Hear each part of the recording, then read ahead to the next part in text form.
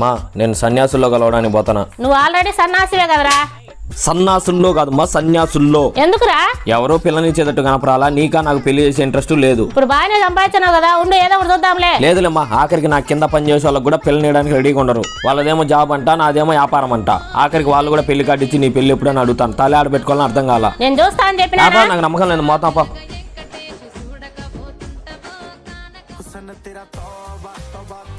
ఏరా అప్పుడే వచ్చినావు? ఆలస్యమైనది ఆచార్య పుత్రిక. మా నాయన పేరు ఆచార్య కాదు, వీరాచారి.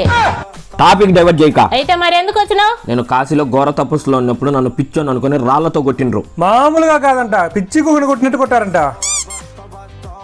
నన్ను తాకిన ప్రతి రాయి మహిమగల రాయి అని నేను ఖచ్చితంగా నిరూపిస్తా. కానీ తీసుకో, శుభ్రంగా కడిగి పసుపు రాసి కుంకుమ పెట్టు.